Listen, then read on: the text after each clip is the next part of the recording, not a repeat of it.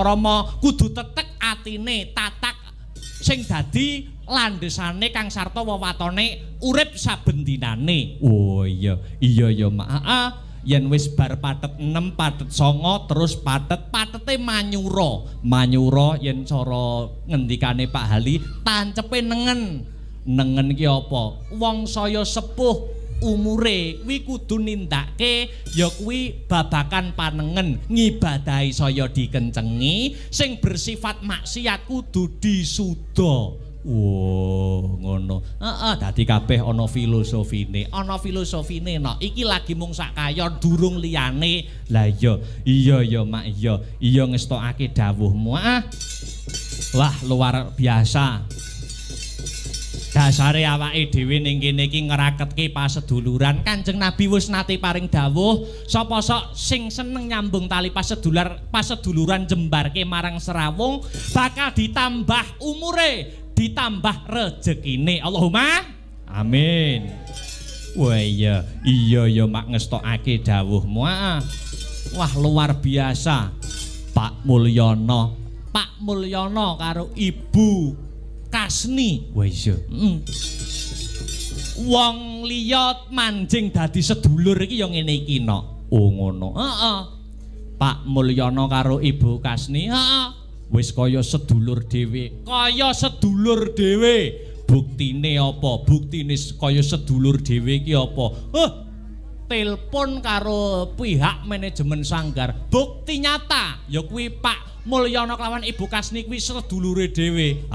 Pas petung perkara iki, jantenan ngenyange, Nduk.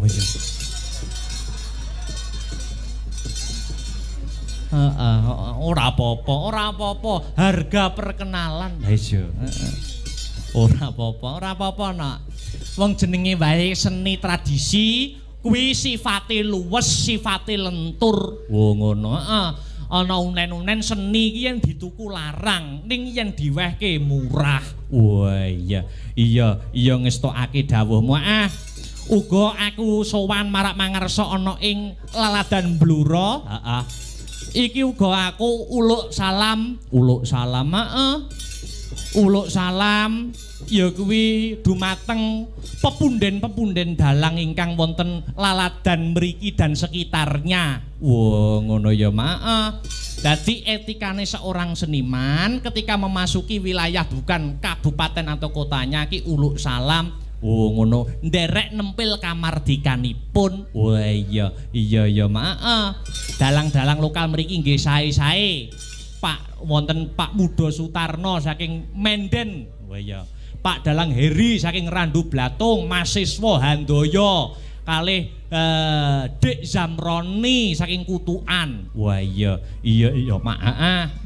Ya karo pitepangan karo sungkem-sungkem karo para pepunden kang mapan ana ing laladan kene sak kukuban. Iya ya Mak, iya. Niate golek dulur no, ora golek apa-apa. Iya. Wujuding duit kuwi mung bonus, ning nek seduluran kuwi selawase. Wah iya ya Mak. Dulur, aku rene sak rombongan niat golek dulur, ora arep golek musuh. Oh ngono.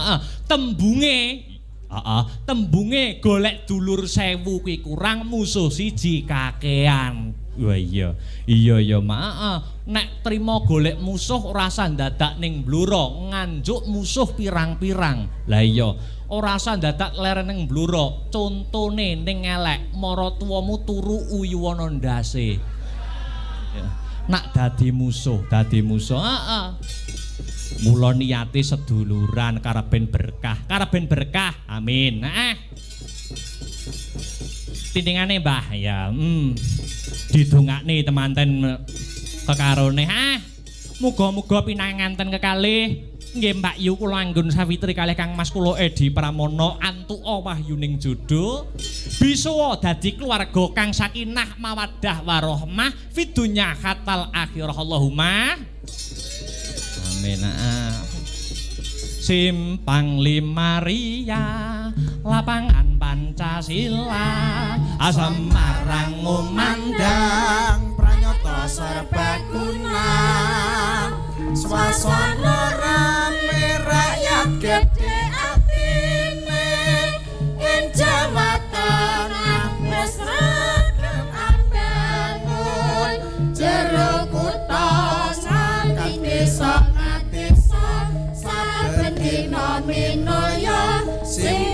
lima pikuna upacara kaperluan umum simpang lima ria ing kutha Semarang.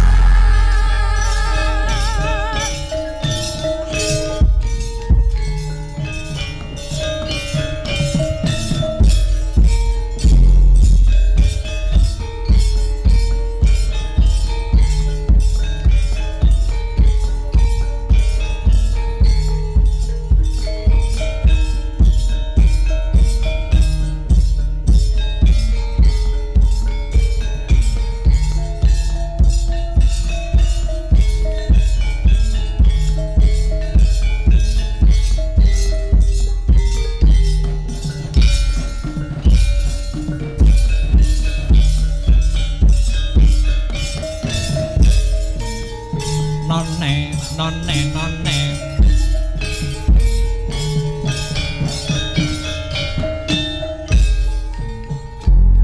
Simpang lima ria lapangan Pancasila Semarang Umandang Pranyata serbaguna prasana rame rakyat gede atine ing Jawa Tengah wis ambangun jero kutha pati desa ngadesa saben dina minaya simpang lima pikuna upacara kaperluan Sekali lagi Mas Aryo. simpang lima ria ing kutha Semarang.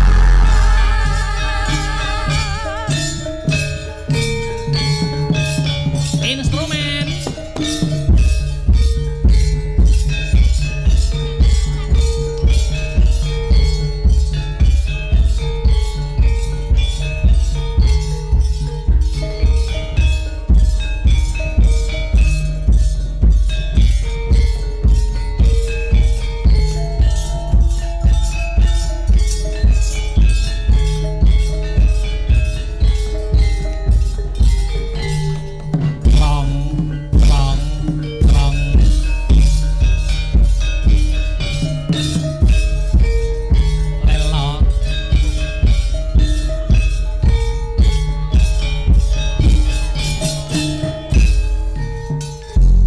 Simpang lima ria lapangan Pancasila Semarang Umandang pranyata serbaguna swasana rame rakyat gede atine ing Jawa Tengah wis rempeng ambangun jero kutha pangan desa ngadesa saben dina minulya simpang lima pikuna upacara kaperluan umum simpang Geropak Mas Aryo. lima ria ing kutha Semarang.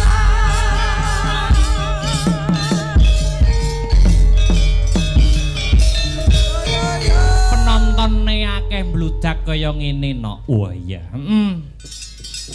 Kamangka para sarjana ingkang sujaning budi wis maringake dawuh pituture piye? Dongane ya kuwi wong 40 kuwi padha karo dongane wali siji. Wah iya. Heeh. Tadi iki sing kepareng ngrawuh pirang-pirang durung sing monitor lumantar live streaming paring donga muga-muga Mbak Ayu Anggun Safitri lan Mas Edi Pramono ayem tentrem anggone membangun bahtera rumah tangga. Wah iya maaf. Sadurunge aku munggah ana panggung kene iki mau, iya. Aku diparingi pesen karo ya kuwi salah sawijining pepunden ya kuwi untuk menyampaikan ular-ular kagem ingkang winengku kinurmatan pinanganten kekalih ya kuwi Mbak Yu Anggun Safitri lan Mas Edi Pramono. Oh ngono. Heeh. Ular-ulare piwelinge sing mbok tampa saka pepunden mawono ing ngisor panggung piye? Ya kuwi sirikane wong omah-omah sing aja nganti dilakoni ya nok. Oh ngono. Heeh. ana 10 sirikan sing ora kena dilakoni anggone yen wis nempuh bebrayaning urip apa wae yung. Siji ya kuwi aja kulino nyepelekke siji lan sijine. Aja kulino nyepelekke siji lan sijine. Maknane kudu saling menghargai perasaan kang sarta atining pasangan. Oh iya. Ingang angka 2 aja gedhekke sujana kang tanpa panaliti. Oh ngono. Dadi aja sujanan yen ora ana buktine. Kabeh kudu dirembuk, ana rembuk dirembuk, ana gunem dipecahkan bebarengan ya mak. Angka 3, angka 3 ya kuwi aja gampang nyalahke. Aja gampang nyalahke. Sak banjure aja sungkan lan pekewuh mergo 90% orang yang sudah menikah kuwi 90% adalah komunikasi. Dadi komunikasi iki penting. Aja sungkan lan pekewuh. Sak banjure apa anane? Dadi aja di anak-anake no. Oh ngono. Iya. Sak banjure ya kuwi aja gampang muring. Oh ngono ya mak. Kaya sing biyung kandhake mau ngarep. Dadi ana masalah dipecahkan berdua. Lah sak banjure apa biyung sirikane wong omah-omah. Sak banjure ya kuwi aja lelamisan no. Aja lelamisan. Aja dikulinake mbujuk. Kabeh kudu matur apa anane. Oh iya. Iya. Sak banjure ya kuwi kudu ngudi kadiwasaning jiwa. Gelem ora gelem wong yen wis menikah kuwi kena diarani wong dewasa. Dewasa jiwane, dewasa pikire. Iya. Sak banjure aja nyepelekke perkara. Oh ngono. Ning ya aja gawe-gawe perkara gedhe dicilikke, perkara cilik diilangke. Oh iya. Sak banjure angka 10 ya kuwi aja ana campuh tangan saka wong liya. Oh ngono. Wis berkomitmen berdua ya kuwi yen ana masalah kudu dirampungi wong loro, mengko mundhak dadi padudon yen wong jaba melu ngrampungi perkara. Oh nggih yung. Kaya lakon sing kagelar iki mau ya to Raden Gatotkaca Dewi Pergiwa. Mergo ana campur tangan saka urusane wong liya. Oh iya. Ora lidok wong liya mau duwe pamrih. Oh iya. Iya mak iya. Alhamdulillah. Iki uga awake dhewe disengkuyung kelawan dulur-dulur WMC Wayang Mania Community. Dengan slogan siapapun dalangnya yang penting wayangannya. Wah iya. Dadi ora fanatik ya. Dadi kanca-kanca dulur-dulur WMC iki mau arep ndalang arep nonton mirsani dalang sapa wae no problem. Tur uga duwe sangu dhewe-dhewe. Arep nonton dalang A, aku arep delok ikine. Aku arep nonton dalang B, aku arep delok ikine. Kuwi dadi ora menyebabkan berdondino. Oh, nggih, Yung. Luar biasa. Pagelaran malam ini juga disiarkan monitor live streaming Joko Channel Asta Brata Media. Dadi sing ora kepareng rawuh, ora saged rawuh ana ing lokasi, saged memantau lumantar live streaming Asta Brata Media. Wah iya Mong iya. Iki pagelaran awake dhewe sowan marak mangarsa ana ing Peting Kutukan Randu Blatung ora ijen. Iki uga ana pemeriahe. Oh iya, sing dianti-anti wis dadi bukti, sing ditunggu-tunggu kudu lumaku. Nggih. Sapa adikku wedok ya kuwi Niken Salindri kang mijil saka Kota Tahu. Kediri punya. Iki ikut memeriahkan pagelaran pagelaran wayang pada malam hari ini. Wah iya di Jumeneng karep ben saya gayeng saya regeng swasana ing bengi iki. Monggo Dik Niken Salindri jumeneng ing pepanggungan sepote co, sepote. Yuk, monggo. Ya.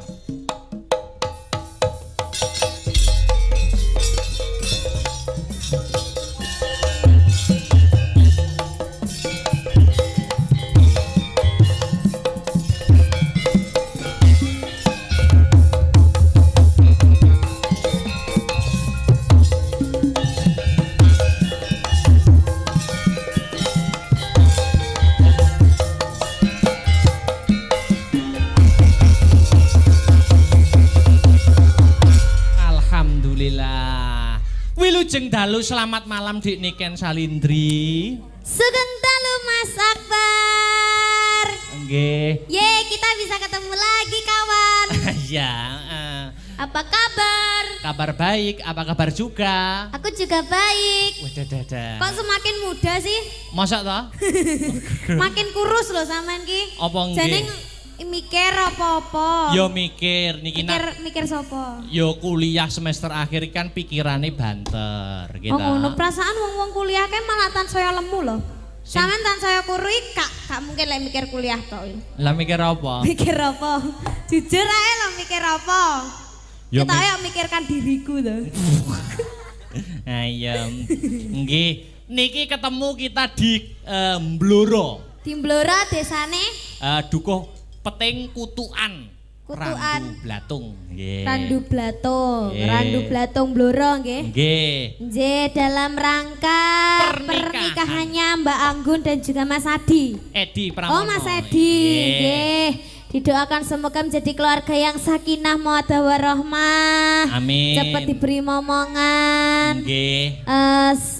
Pernikahan itu adalah pahala yang sangat luar biasa, Mas Akbar. Amin. Nggih, Mbak Anggun juga harus setia nuruti karepe Mas Edi. Nah, itu sudah swarga, Mas. Heeh. Sing ngendi to ki jane mantene ki? Yang Mbak Anggun pundi? Bubuk. Ya Allah ditanggapne babuk. Gak kuat. Malam pertama ini apa, Bu? Banter lek omong. Masa kan malah penasaran. Masa ditanggapne wayang kok mantene malah wayangan dhewe ning jero. Ya. Ayo Mas ndelok Mas. Rumangsaku kok. Nggih, lho iki sampeyan iki ditunggu-tunggu lho Dik karo para warga masyarakat ning kene. Wis dianti-anti lama. Ya to lho sing mirsani uga wah banyak nggih to. Oh nggih, alhamdulillah sing mirsani kuwata sanget niki wonten sing muda-muda, ada yang tua-tua. Komplit. Okay. Komplit tuku kara ning ditambah ditadai tampah. Apa kuwi? Warga Mblora mugi-mugi rezekine kathah barokah. Amin. Amin. Tuku kara kejeglong sumur. Apa kuwi? Warga Mblora mugi-mugi panjang umur. Amin. Ayo sampean tuku apa? Tuku kara. Tuku kara? Lah kok melok-melok ora oleh, melok-melok ki ra duwe inisiatif dhewe. Ora tuku kara. Karane iki lho aja. Oh iya. Ayo mikir dhewe. Heeh. Masa muda. Nah. Adowi pepeteng. Wah. Warga Mblora meteng bareng ya. Kok ngono to ya aja. Bukan bayine iki lho sing maksudnya ndongakne ning panganten muga-muga ndang diberi cepat momongan. Amin. Ya ta. Nggih. Dari warga Mblora teko penganten bareng ki lho. Maksudnya salah satunya yaitu Mbak Anggun ya dan Mas Edi Pramono. Iya. Luar biasa. Kamangka aku mau krungu-krungu Dik Niken Salindri siang tadi tanggapan kita teng Laladan pundi Dik? Di Boyolali. Lho Boyolali tekan kene iki adoh nggih to? Mboten. Pirang jam? 5 menit. Kuwi 5 menit numpak buruk apa piye kok? Tak tinggal bubuk. Oke. Lah Boyolali bot-bote campur sari, Dik. Nggih, campur sari. Campur sari bengine melu ngregengke kahanan ning kene. Ya luar biasa ya ta. Alhamdulillah Mas Dalang. Nggih. Saiki ayo aku kepengin sampeyan nembang Napa? Tembange monggo kersa ning sak bawane katur spesial untuk pengantin berdua. Oh, mengaten. Nggih, Mungkin wonten pamundutan napa-napa? Mardika Riyin. Oh, Mardika Riyin. Mardika Riyin bawa apa sing madhep mantep dispesialkan diperuntukkan untuk pengantin berdua. Iya. Sampean teko kene mau jam pira? Ndungaren takon. Duh, takon no arep. Tekan kene jam pira? Teko kene iki mau jam pira ya? Jam 10, setengah 10. Oh. Ya sing kagungan damel. Pak Mulyono karo Ibu Kasni kuwi nganggep aku ki kaya dulur dhewe. Buktine enek, Dik. Pundi? Buktine enek. Buktine napa? Buktine wis nganggep dulur dhewe. Aku mau salin macak dalang. Iki ning kandang sapi. Kok ning kandang sapi kok? Nek daleme Pak niku mau digo transit, wau ngguri aku salin ning ngono kandang sapi gitu. Wow. Oh, dadi suwalin beskapan ngono. Lah ya persis no sampean. Iki acarane pernikahan ya to. Sampeyan ngerti apa ora? Bedane sapi sing wis kawin karo urung kawin. Iki beda. Sapi sing wis kawin ambek sing urung kawin. Heeh. Beda. Apa ya beda? Apa bedane iki? Bedane iki suarane. Kok iso? Sapi sing rung kawin, Heeh. iki suarane moh. Ngono terus. Moh. Sing wis. Sing wis kawin neh. Sampeyan yo ngerti to, Mas? Ngerti tak Wis tiliki. tau kawin mbek sapi ya? Hei. Tak kira. Mas Akbar ya lucu loh, deloken tak banyolane sapi kok kawin barang ki lho. Lah ya gemes loh aku ki mbek dirimu Nek ki. karo sapi karo kawin karo sapi anu klambine nguri cincing tok. Cah cilik. Sama ngerti bedane kucing wis kawin ambek sing urung. Apa kuwi? Lek kucing sing urung kawin ka to? Heeh. Munine miau ngono ya to? Heeh. Sing wis mau. Ya padha karo sapi kuwi Oh, mau. sapi tunggal sapi mau to, Pak. Heeh. Kok sewengi kok sing dibasur departemen perkawinan Mas aku. Ayo bawa. Monggo pelok, silindro apa barang. Campur mawon. Waduh, duh. Ayo.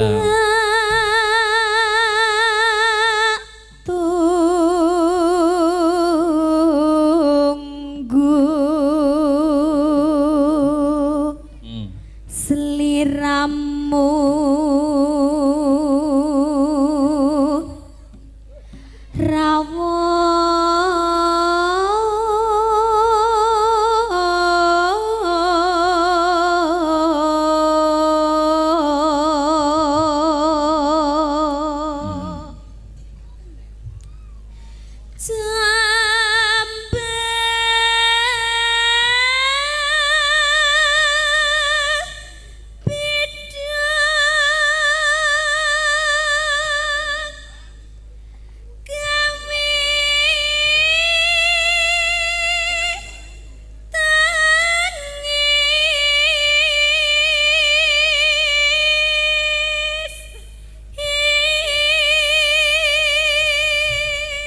Dik Niken Salindri saya akeh kegiatan kudu saya sregep menjaga kesehatan. Nggih, Mas. Mergo seniman kini wis ketompo, yen wis laris ki sing paling angel kuwi menjaga kesehatan. Nggih, leres. Nah, kudu dijaga. Wes sakniki mboten teratur kok mame. Ya makane kudu teratur.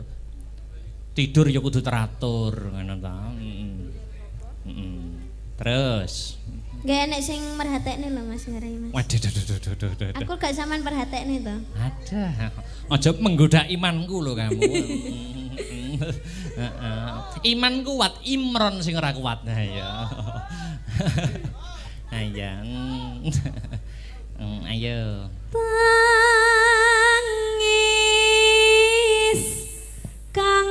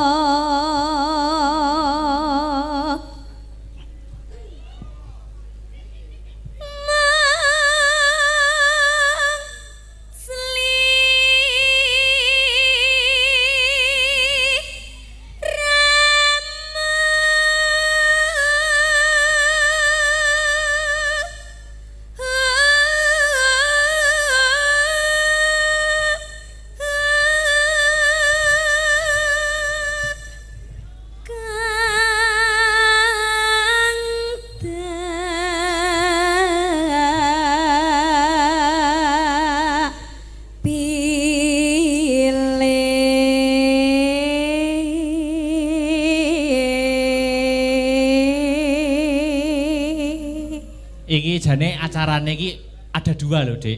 Napa? Acara malam ini ada dua sebenarnya. Ada acara apa lagi? Selain pernikahannya Mbak Anggun Safitri dan Mas Edi Pramono, Nggih. iki uga peresmian. Peresmian apa, Mas? Peresmian wit gedang gitu. Oh, sama nih. Lah iya. Untala tak untal. Asa mengono-ngono wit gedang lah ya. Ya ya Pak, ora melu nanggap ya cerewet ya. Iya. Ya. Tak pilih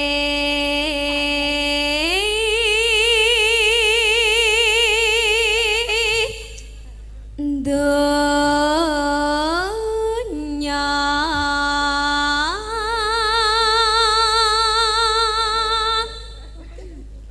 akhirat.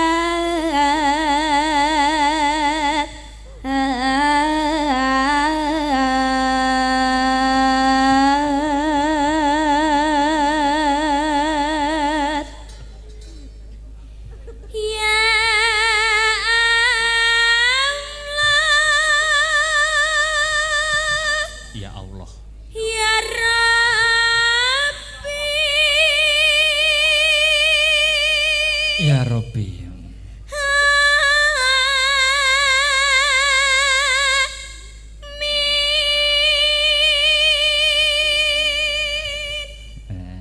Ya Allah, alhamdulillah nutut loh Mas. Ya. Ki pun rampung bawane. Kenapa? Bawane sampun rampung. Sampun. Gong. Gong. Ditibake langgam menapa Dik Niken? Ngenteni Mas Ngenteni Mas oke ya. Langsung buka celuk mawon ya. Monggo. Aku ngenteni kamu kaya aku tansah ngenteni.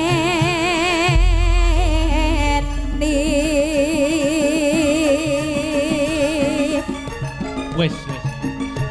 Muga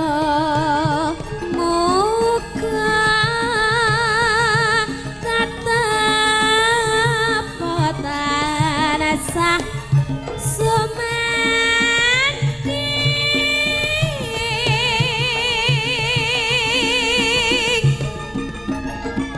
katya sampi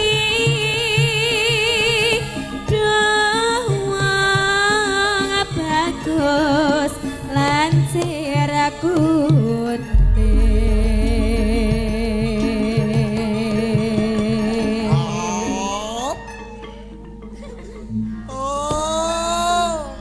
Ya. Yuk dilanjut. Gledang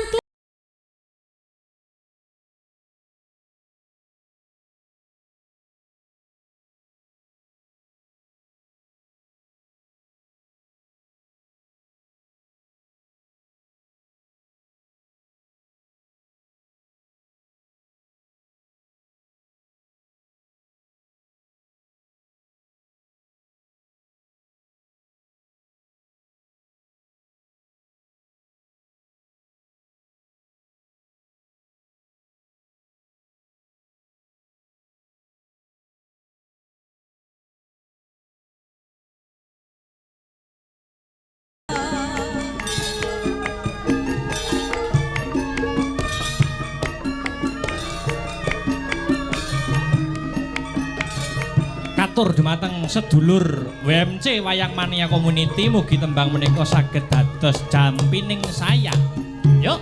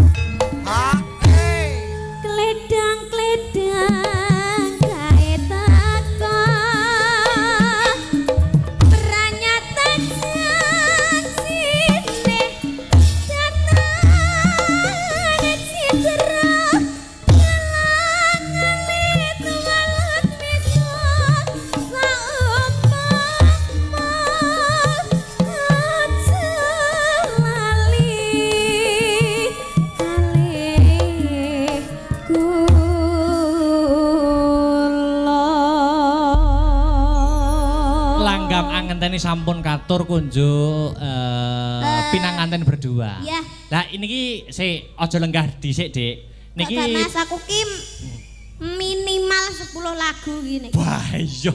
Ayam Spesial kok. Iki Pak Mulyono karo Ibu Kasni sih lenggah napa mboten? Heeh. Bapak sinten? Pak sing kagungan damel. Lah nggih Bapak sinten? Pak Mulyono. Pak Mulyono kalian Ibu Mulyono. Masih kepareng lenggah napa? Mosok padha bubuke. Iya. Terus kengko mulai piye lek padha bubuke nggugah ya sungkan iku to Mas. Iya. Tasih lenggah napa mboten, Pak? Heeh. Nggih. Asik. Mumpung iki acarane iki ya langka ya to iso saged ngrawuhaken wayangan. Lah iki nek kepareng karenane penggalih katuran minggah wonten ing panggung. Kersa minggah napa mboten? Ayo. Nek mboten kula peksa lho. Nggih. Ayo munggah no. Digo kenangan kok. Monggo Bapak Mulyono kalian Ibu. Monggo digo kenangan kok. Nggih, digo kenangan. Munggah mawon mboten napa-napa. Ditambahi nyanyi nggih. Sae tambahi nyangoni malah sae pindho. Monggo Bapak. Monggo Pak Mulyono, Ibu Kasni. Pengantin juga boleh. Monggo Pak, katuran minggah.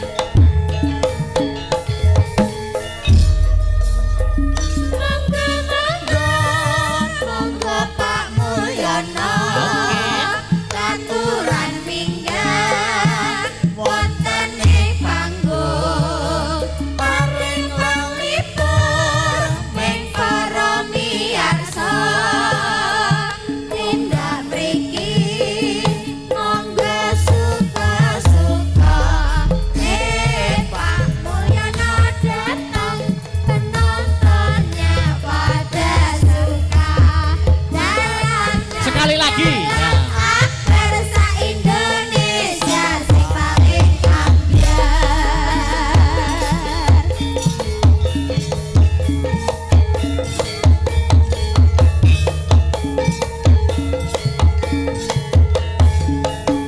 Suwuk. Oke, ya. Oke. Hel. Ya. Diambung lho aku mbek Pak Mulyono. Weh. Diwakilne kali sinten Bapak? Sinten Pak? Pak Joko. Oh nggih, Pak Joko Sumber. Nggih, Bapak Joko Sumber pundi nggih? Lho, jenengan teng mriki mawon kali Dengan Pak nomor Joko. nggih, digo kenang. Bapak Joko Sumber pundi nggih? Pak Joko Sumber, ayo dibaleni. Niki, Monggo, Pak. monggo. Ya, terang-terang tak Pak Joko Sumber ya. Monggo dhumateng Pak Joko. Monggo Bapak Joko. Pak Joko Sumber. Ayo.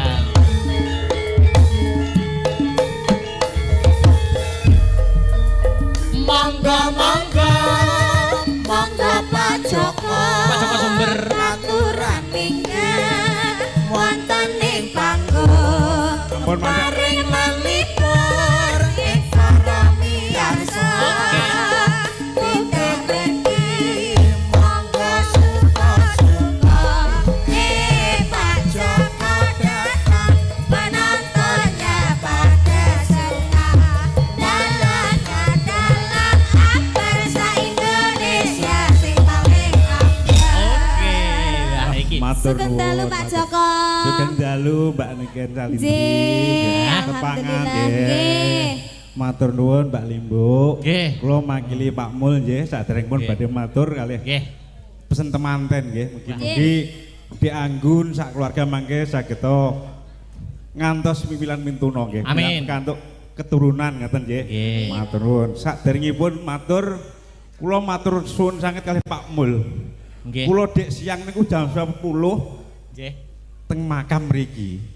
Teng makame Desa Mberan. Nggih. Badhe nyekar bapake Pak Mbak niki lho. Oh, nggih. Bapake Mbak sinten? Mbak Anggun. Oh. Ternyata niku udah kecelik wonten piyantun Medion mriki. Ado-ado kok Medion badhe nyekar ngoten lho nggih. Piyantune nggawa arit, nggawa pacul ternyata sampun resik makame.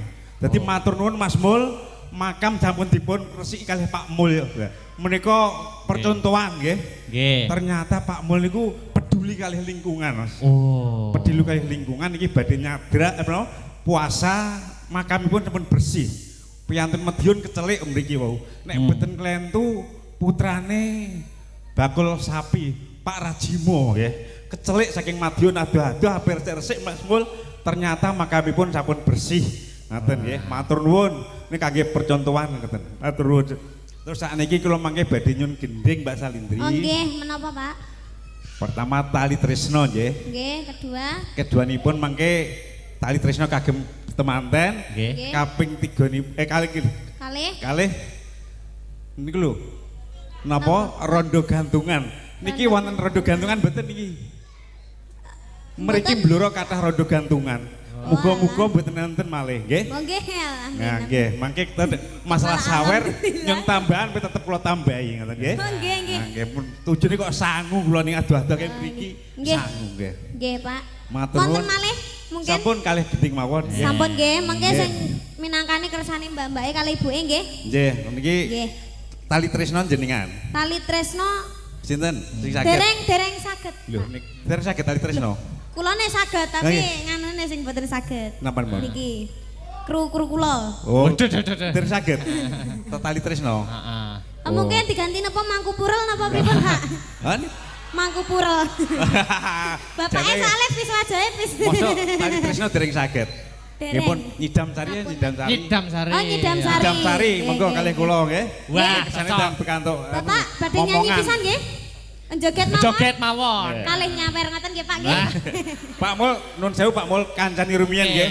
Kersanipun regeng Mas Mul Ah. nggih. Nggih. Ampun ditinggal. Lho, Pak. Lho, Ampun ditinggal. dereng ya, Pak. Pun Dereng temriki kok, Pak. temriki mawon riyen. Teng mriki mawon Allah lho. Oh, ngaten Ya nggih, Allah. Pun. Mosok jenengan supe, Pak. Nggih. Monggo nyidam sari. Ya, nyidam sari. Jane sing tak arep-arep tali tresno, Dek. Nggih. Niku karangane Pak Sigit. Pak. Sigit Jenengan Arianto. benjing nanggap mawon nggih. Siap. Rasane digarap. Nggih. Kudu latihan, Dek, latihan nggih. Nggih, latihan. Tali tresno. Oke.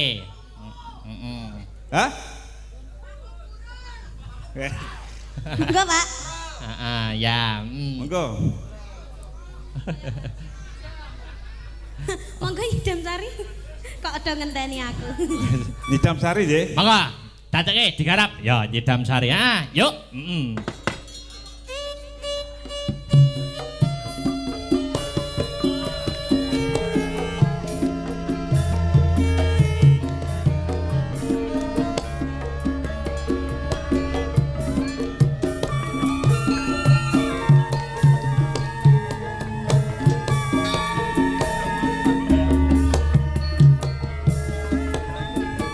Monggo Pak Joko. Upama sliramu sekar melati aku kumbang nyidam sari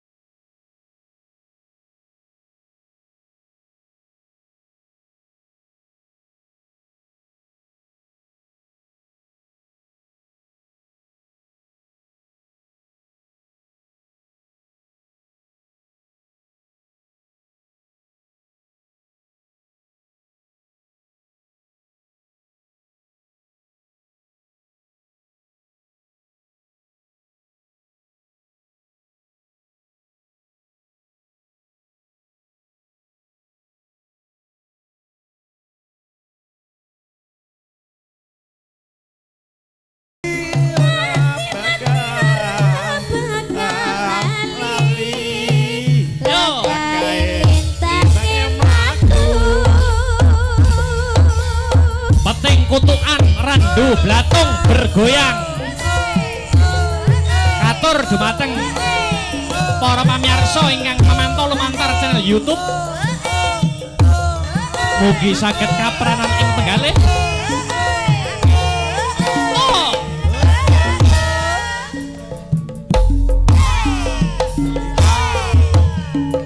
Umpama sliramu sekar melati, aku kumbangi dasari.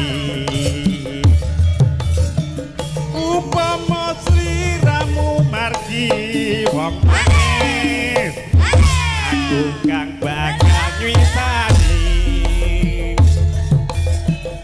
Sinaksen cintange luku semono jadi prasaja hati. Dadi ati netra rinoso rasa rasane dia iterasa jagat raya kali ono ukir lan samudra lan kemanise aduh dadi ati relawase.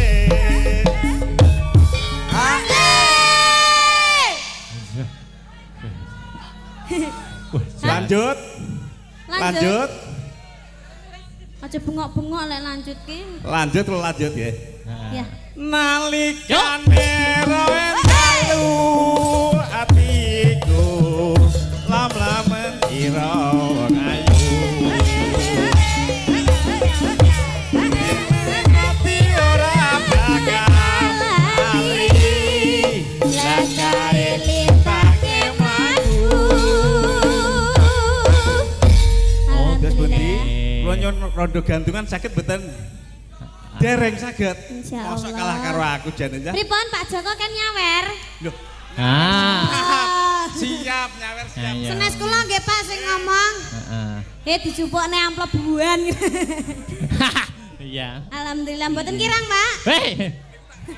Mboten kirang. Nggih. Tetep kula sawer nggih. Matur suwun nggih, Pak. Mugi-mugi tetep rezekine sangon kathah nggih. barokah. Jane kula turah-turah. nyuwun niku lho, rondo gantungan. Oh. Bape mbloro niku akeh rondo gantungan. Oh, njenje mengke Nggih. kersane Latihan dipinangan. nggih. Pod diganteni apa liyane? Apa? Nggih, Pod monggo. manut sing slendro, Nggih, genti monggo. nuansa. Heeh. Nah, nggih. Heeh. Napa Mbak jenengan ya? Monggo. Mbake tasik dereng saged. Mboten saged sing saged Apa? napa nggih, Oh, monggo. wis. Sak gendeng nggih. Kopi jahe mun. Ayo Bibi, kopi jahe kersane dirasake bapak-bapak ibu-ibu nika nggih. Kopi jahe. Nggih, matur suwun Gampang. nggih, Pak. Nah, dene kan Nggih. anu wah, lah iki. Ah. Dalange ampun nggih, Pak. Tak kira dikene aku tak tampani. Padha niki. Isine duit padha. kabeh. Duit padha duwite isine nggih. Ah, pun. Nuwun sewu niki sing gadah damel Pak Mul ya. Kamul nggih. Lah ngopo kok sinden sing nampa amplop niku lho. Lah iki kula tambah sing kon bagian nyawer Oh, nggih. kados ngoten. Aduh. Wow, pun pesen kula kan. Wah, ngoten nggih. Heeh. Monggo. Anu, berdiri Mbak Dewi angin-angin. Monggo kopi jahe, Heeh. kopi jahe. Heeh. Dibawani Mas, harusnya Oke no. dibawani. Heeh, monggo bawa Mbak. Kopi jahe, Dewi ya. Angin-angin. Ayo. Mugi-mugi padha sehat sedaya kamawon nggih. Amin. Nah. Kopi jahe. Mas Joto monggo Pak Lurah Sumber, wakile Pak Lurah Sumber nggih. Mas Joto minggah bawa monggo Mas Joto. Jangan mengke tak sawere malih. Nggih. Niki Mas Bobi, sadèrènge kula tak uluk salam riyin. monggo. Niki ngaturaken sugeng dalu kunjungi matang kagem sedaya kemawon pandemen wayang kulit.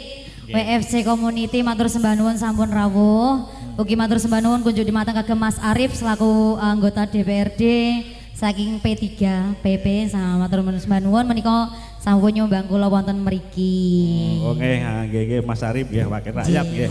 Niki Nggih. Pak Lurah Sumber, wakil Pak Lurah Sumber niki Sugeng nggih. rawuh. Pak Joto. Oh, Bidang Joto. dapat badhe nanggap mangke nggih. Amin, Amin, amin, amin. Lurah amin. Sumber niku sing kota wae lho, kota Siap. Pertamina Nggih. nggih.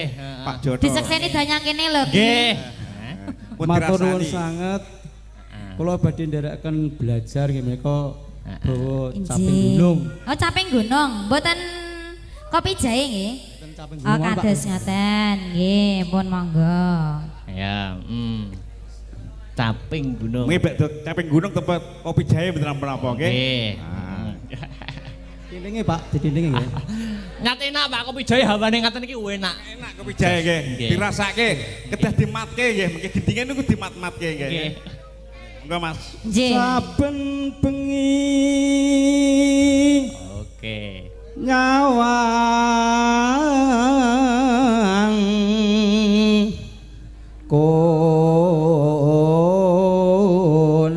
konang. Ya. Nggih. Ya. Nun sewu lho, Mbok. Iki Piye? nek mami tak jenggleng kok ketinggalan rada sarungan. Engko nek ucul ambiar sakabehane. Sarungane malah praktis loh. Lah kok wis praktis. Kari nyincing ya. Yen memajang mung karo janur kuning. Ya. Jreng. Srodok wagu aku ora wani. Kyai sepuh nek pomo tak jengkeng ndak rontok kabeh ah. Nek karo Pak, lah nek karo Pak Joko piye wani apa ora? Hah? Nek karo Pak Joko. Halah nek ketinggalan jenengan iku lah. Piye? Nek karo Pak Joko wani ora? Ya ngono ya. Siap berarti. Siap nyengkleng Pak Joko. Siap mawon. Nek siap ya ayo. Tak kinten-kinten jenengan siap napa mboten? Walah ya siap toh. Siap. Kembang wae waton gunung. Ya.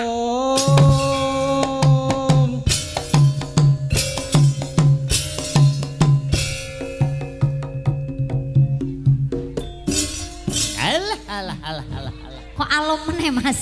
Kok kalem dah. Sing sigrak Pacitan Mas. Yo. sarui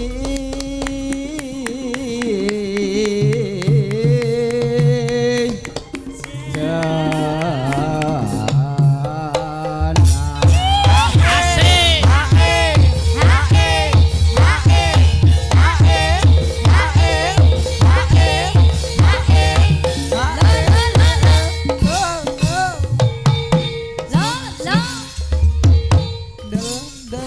Pak Joko Nggih nggih. Cak. Dik.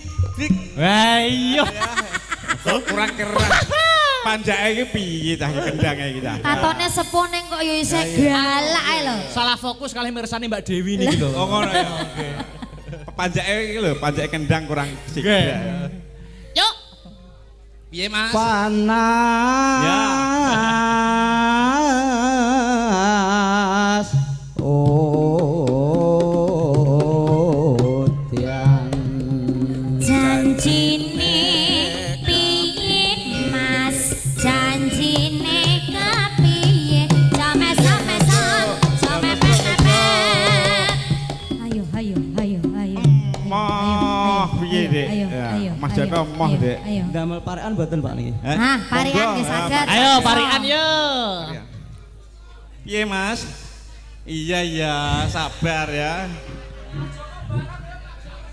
Pak Joko kon bareng. Halah, rontok kabeh Mas Rontok wis. kok. Saake wis tuwa ya iki lho. Ya. Monggo parian. Mangan kupat Mangan kupat. janure tuwa Janure tuwa. sing sregep salat munggah suwarga. Amin. Ah, Wah. Cocok karo busanane. cocok. Cocok. Sarungan Pak Mas. Haji ya. Pak anu badhe Pak parian. Haji. Mboten susah lho. Ayo Pak Joko. Walah kula masane tejek 6 kok. Nek jodoh kan wis Pak Haji. Eh. Pun ya. Parian meleh, monggo. Ayo. Kula nggih jane Panas udan tak kira me parian meneh lho ya. udan panas aling-aling caping gunung.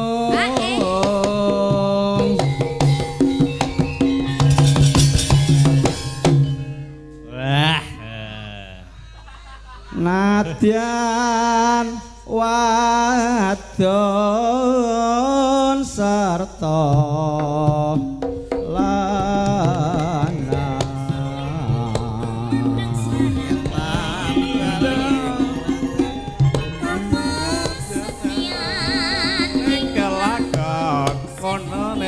ngono. Lanjut langgam caping gunung. Eno maneh Banyu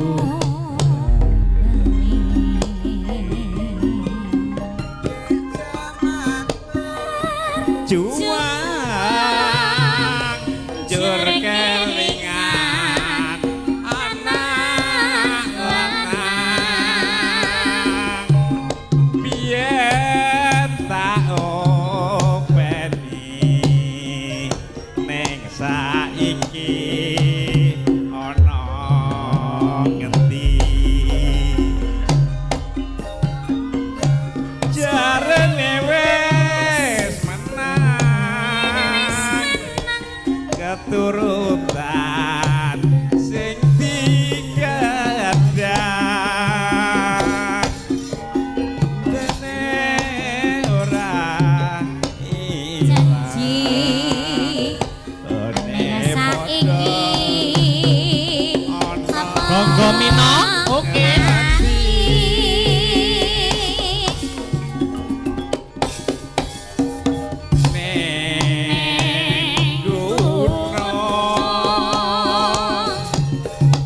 tak jateni seka jago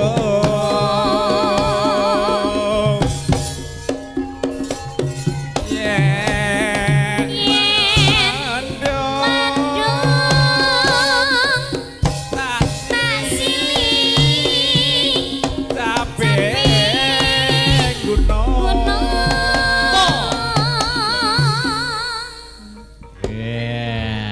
Jane iki rasa kesusu, Mbah.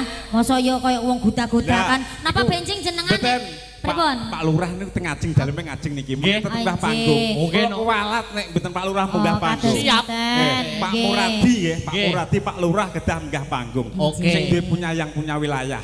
Top. Ajeng. Daleme Pak Lurah sing glondonge kathah niku lho, Nggih. nggih. Kajenge kathah niku Pak Lurah, Sip. Pak Muradi. Ajeng. Aben kersanipun minggah. Nggih, mangke. Oke. Dipun lajengaken rumiyin Nggih, nggih, monggo, ditelaske rumiyin. Lanjut. Lanjut. Syukur bisa nyawang gunung desa dadi raja dene ora ilang Yuk ditarik yuk. padha lara lapo hey Asik.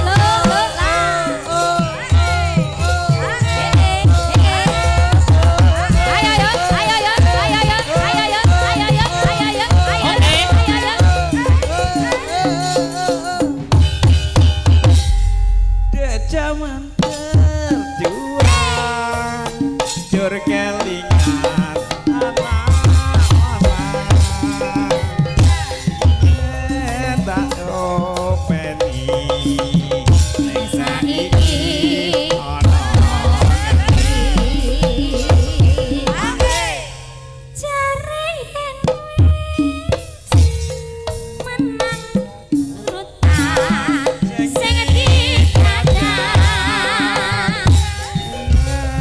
nate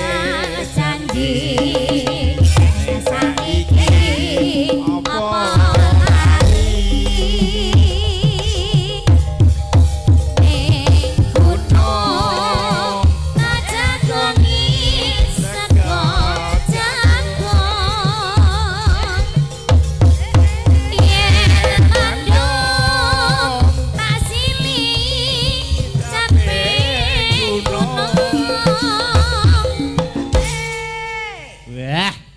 syukur Yo. bisa awang keturutan dadi kadang ora ilang padha lara apa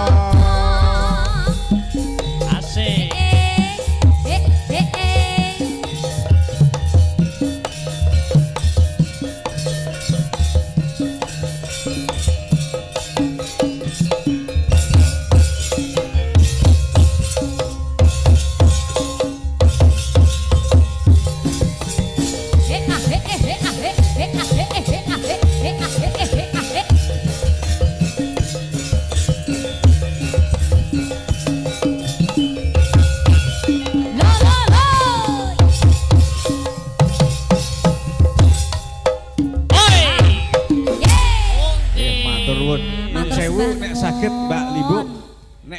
saged anu kopi jahe nggih.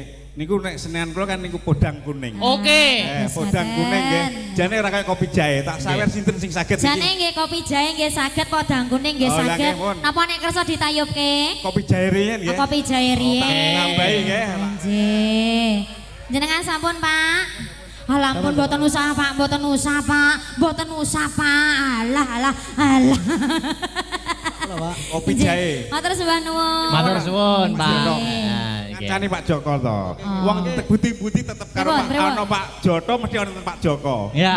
Pak Cahyo Kuntadi niku udan deres tak tunggoni. Kados Pak ngeten. Sigit hanya tak tunggoni teng budi. Nggih. Luar biasa Pak jenengan. Tekan Nggih. Bojonegoro tak Top, pilih. top. Nah, Nggih. Nggih pun Pak Joko mboten napa-napa. Kopi jahe. Kalau tak penutupan pakai gubuk asmara Oh, tak kados dulu. ngeten. Oke. Nggih, monggo. Niki wonten tembangipun kopi Kopi jahe. jahe. Mungkin Monggo dipidangetaken nggih. Oke, dereng Pak Lurah barang, nggih. Nggih. Ora ketang panene ora patek apik tapi tetep diseneng-senengke mawon nggih. Oke, hiburan. Daripada mengen mboten susah ampun nggih. Nah, nggih. Diseneng-senengke. Los. Pari ra panen susah gampang nggih. Bahagia pokoknya. Ya. Nggih, Dianggep niki panen ngeten mawon. setengah gendeng nggih. Nggih, nggih. Kopi jahe metoke wonten podang kuning ngoten gathuk nggih. Cocok, Nggih. Nek pamira gathuk ya digathuk-gathukno wae pokoknya. Jos. Heeh. Kalih PR Mbak Limbuk, PR rondo gantungan nggih. Oke. Rondo gantungan kalih niku wau napa sing ngremi sapa? Tali Tresno. Oke. nggih. Kudu bisa mungkin nek Pak Lurah niki manganan sedekah bumi. Tali Tresno kudu kula sapal, pinangkani. nggih. Siap. Nggih. Mungkin kula telepon jenengan. Siap. nggih. Ya, Oh, siap. ayo. ya. Sewangga. Hmm.